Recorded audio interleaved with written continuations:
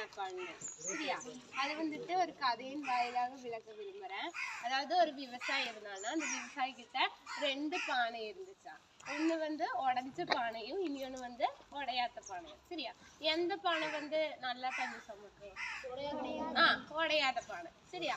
அப்ப இந்த விவசாயி என்ன பண்ணுவானா, விவசாய நிலத்துக்கெல்லாம் போயிட்டு ஒரு 6ல இருந்து 2 பானைகளிலும் தண்ணி எடுத்துட்டு அவன் வீட்டுக்கு கொண்டு போவானா. சரியா? அப்ப வீட்டுக்கு கொண்டு போய் பார்க்கும்போது இந்த உடையாத பானையில ஃபுல் தண்ணி, அவன் எடுத்த தண்ணி எல்லாம் இருந்துச்சா.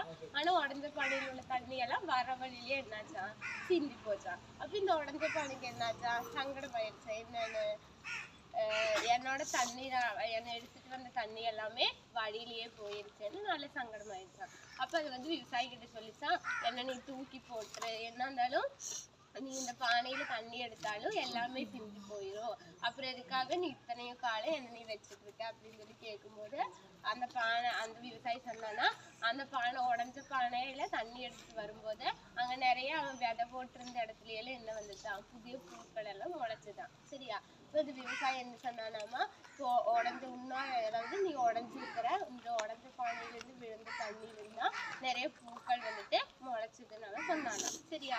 ஸோ அதே மாதிரி நம்மளே என்ன நினைக்கலாம், நமக்குள்ள ஒரு தாழ்வு மனப்பான்மை இருக்கலாம். ஒருவேளை என்னை விட அவன் கலரா இருக்கிறான், என்னை விட அவன் திறமையா இருக்கிறான், அவனாலதான் முடியும், என்னால எதுவும் பண்ண முடியாதுன்னு. அப்ப நம்ம என்ன பண்ணணும், நமக்கு என்ன இருக்குது, திறமை இருக்குது, நம்மளாலேயும் எல்லாம் என்ன பண்ண முடியும், பண்ண முடியுங்கிற நம்பிக்கைய நம்ம உள்ளவர்களாக இருக்கணும்.